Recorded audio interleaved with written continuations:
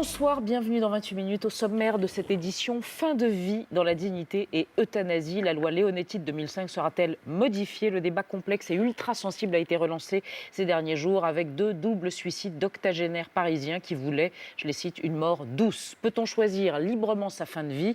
On en débattra tout à l'heure, mais tout d'abord je reçois Toumi Djaïdja, enfant naturel de Gandhi et de Décathlon. Il y a 30 ans, il a marché 1200 km. Oui, il a initié l'historique Marche pour l'égalité et contre le racisme. Bonsoir Toumi Djaïdja. Bonsoir. Je vous présente Nadia Dam et Mathieu Croissando. Bonsoir. On regardait ce matin la presse et comment la presse parlait, 30 ans après de cette marche. 2 Français sur 10 seulement se souviennent de la marche. C'est décevant ou pas que cet événement, qui a été quand même un événement historique, fondateur, seulement 2 personnes sur 10 s'en souviennent? C'est normal. C'est normal? Puisque la mémoire se nourrit d'histoire. Et cette petite histoire doit peut-être rentrer dans la grande histoire de France. À partir de là, peut-être que le travail n'a pas été fait. Bon, eh ben alors on est là pour le faire. Et on vous retrouve dans un instant après l'Expresso de Thibault Nolte. Regardez.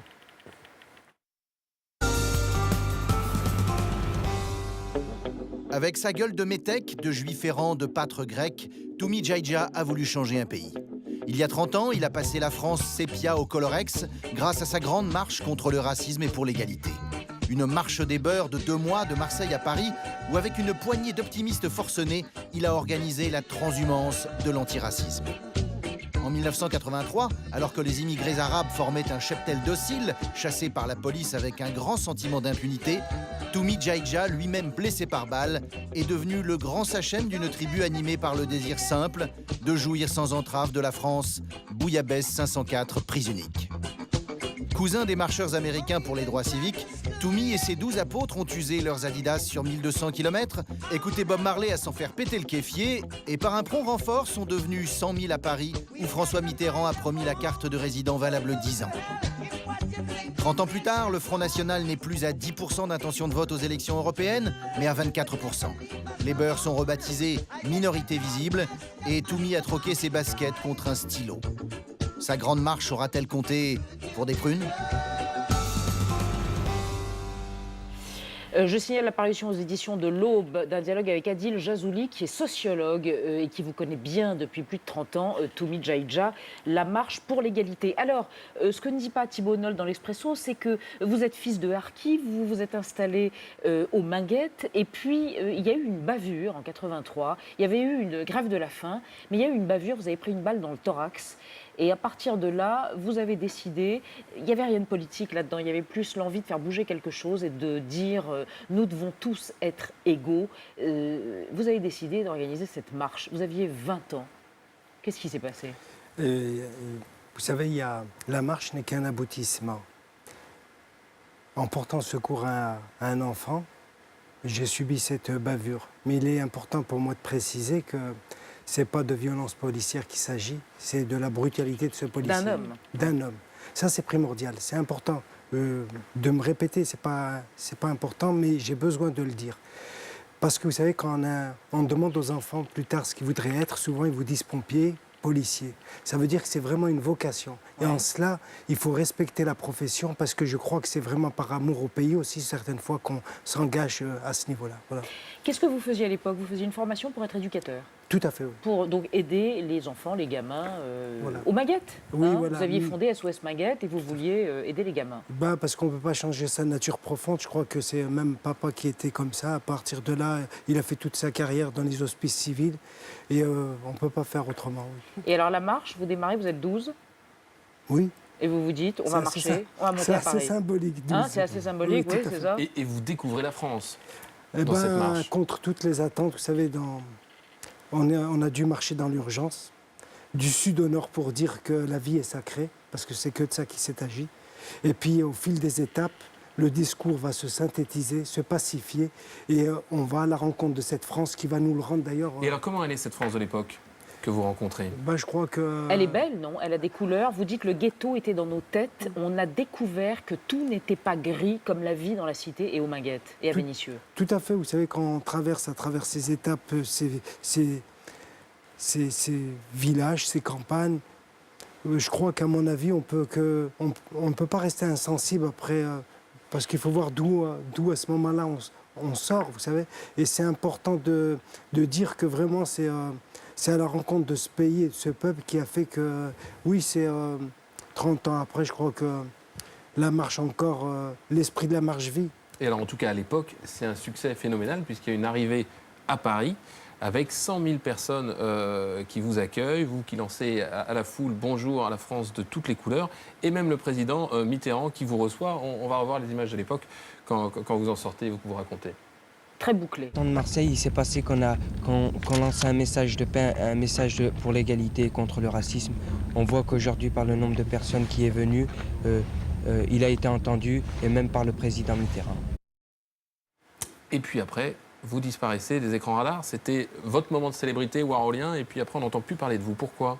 Mais parce que je crois que être sur les plateaux, c'est pas forcément disparaître. On peut aussi vivre sa vie. J'ai transformé cet idéal, cet esprit de la marche dans ma vie de tous les jours. Et je crois qu'en cela, c'est important. Parce que concrètement, vous vous rendez par exemple dans les établissements scolaires, rencontrer des enfants, des jeunes enfants, leur tenir ce genre de discours là... Oui, oui, tout à fait. Il est essentiel pour moi que, je vous disais tout à l'heure que la mémoire se nourrit d'histoire. Et aujourd'hui, il y a un public que j'affectionne tout particulièrement, c'est les enfants, parce que je crois que c'est pour les générations futures, il faut leur conter cette histoire. D'ailleurs, à ce titre, le film fait quelque chose de formidable. En 2 heures de temps, on visionne une histoire. Et c'est formidable. Oui, alors il y a un film qui s'appelle La Marche. Vous n'êtes plus Toumi, vous êtes Mohamed dans le film. Vous êtes devenu un personnage de fiction. Vous êtes l'initiateur, le catalyseur de la marche. Vous êtes d'ailleurs assez effacé au profit d'autres personnages, sans doute plus qui rapportent un peu plus, joués par Jamel Debbouze, entre autres. Et dans le film, La Marche est ponctuée d'événements absolument dramatiques. Notamment, une jeune fille se fait graver une croix gammée dans le dos. Une autre est violée et molestée. Rien de tout ça ne s'est passé pendant la marche en 83. Pourtant. Pour ma part, il est difficile de dire, de ne pas voir le point noir sur la page blanche. Il est essentiel pour moi de délivrer encore ce message pour dire que contre toutes les attentes, c'est vrai que c'est une période qui a été très difficile, les années 80, on a nommé ça l'été meurtrier. Oui, il faut rappeler le contexte. Hein. Beaucoup de morts de jeunes maghrébins tués par la police. Notamment un touriste pas. algérien molesté et tué, précipité par les fenêtres d'un train par des légionnaires. Oui. Particulièrement, on se trouvait à Strasbourg, c'est l'étape de Strasbourg, ce crime innommable.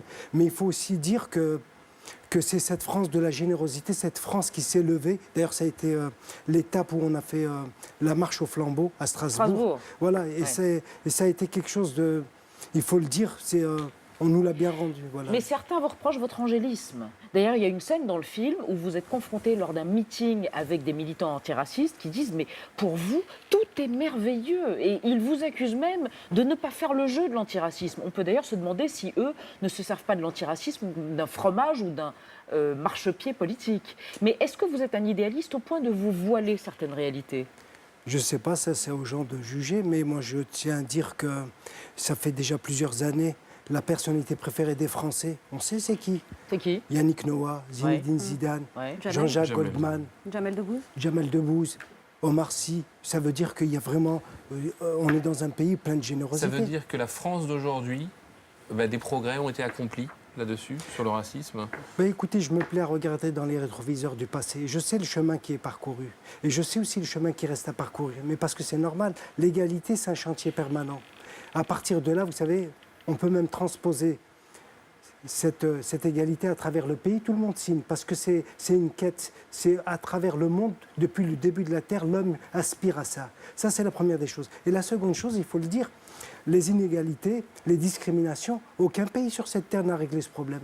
C'est-à-dire que c'est un chantier permanent. Et alors, quand vous voyez un mouvement comme SOS Racisme, par exemple, organiser ce samedi une marche, vous voyez ça comment? Vous allez y aller? Confiscation, non? C'est ce que vous avez dit. Vous avez dit ils ont confisqué littéralement la marche. Oui, Julien Drey, Harlem Désir, enfin pour ne pas les nommer. Je m'assume à ce niveau-là. Je crois que l'esprit de la marche, il y a 30 ans, c'est un discours de concorde et non de discorde. Un discours de non-violence, vous l'avez toujours dit. Vous avez toujours dit que c'est de la non-violence. Oui, ça on ne peut pas faire autrement, c'est lié. Bon. Mais donc, il y a eu une récupération et elle existe. Pourquoi, 30 ans après, cette année, cette marche est-elle célébrée par un gouvernement de gauche? Pourquoi? Est-ce de la récupération ou est-ce un hommage rendu à votre démarche? Je crois que c'est M. Pascal Blanchard qui dit quelque chose d'intéressant. La symbolique des chiffres, 83, 2013. Une certaine gauche, il faut le dire, a capitalisé le capital confiance de la marche, mais pas son esprit, parce que je disais que l'esprit de la marche Le slogan, c'était un slogan de concorde et non de discorde. Et on a vu par la suite, c'est vrai, une certaine association qui a tout de suite fait quelque chose qui, à mon sens, moi, je ne peux pas adhérer. Quelque chose de condescendant. Voilà. Oui. Et de clivant. Toumi Djaïdja, merci d'être venu, donc 30 ans après l'initiation de cette marche qui était arrivée le 3 décembre 83 à Paris devant 100 000 personnes. La marche pour l'égalité dialogue avec Adil Jazouli aux éditions de l'Aube. Et il y a ce film demain, La marche sur les écrans. Merci encore. Et place à notre débat autour de la fin de